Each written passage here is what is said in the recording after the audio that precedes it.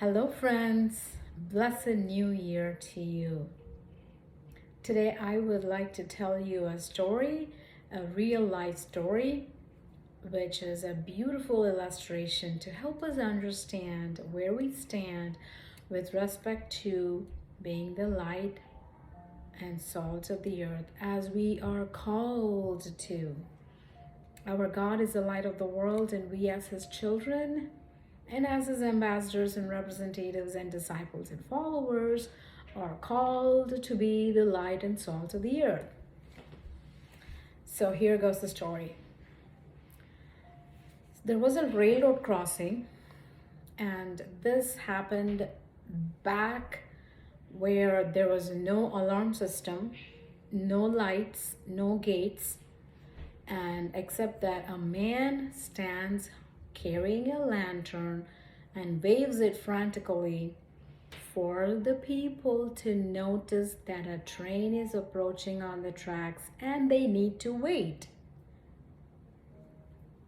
One night, it was dark, maybe it's a cold winter night, and it was dark, and the man was holding a lantern and he was waving it as usual.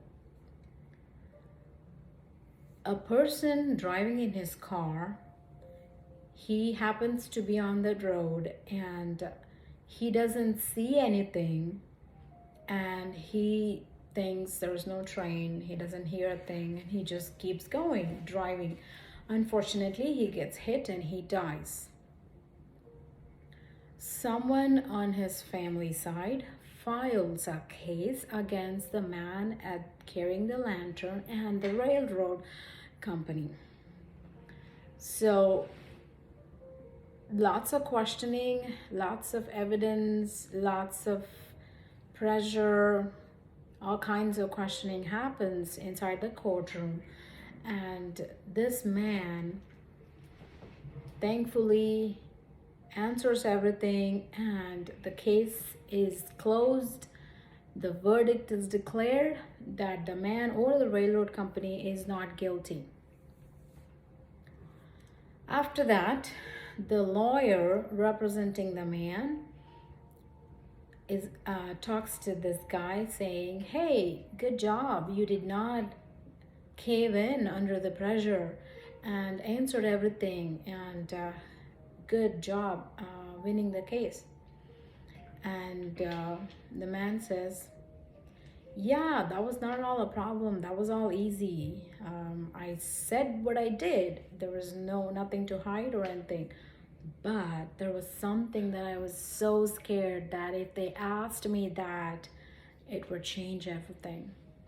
So the lawyer asks, "Really? What is it? I thought they have asked you every possible question about the incident." So the man says, "I was afraid if they would ask me whether the lantern was lit." To that, the lawyer is shocked. "What? The lantern is not lit? There is no light? Have you been waving a lantern without no light?"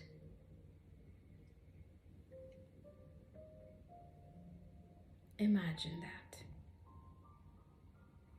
We, as the children of God, are supposed to shine the light of Jesus in and through our lives. Are we doing that?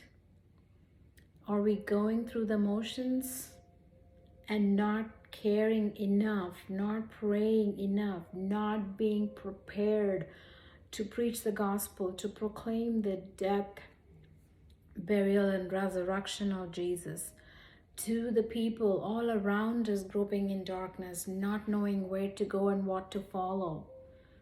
The government is misleading so many people.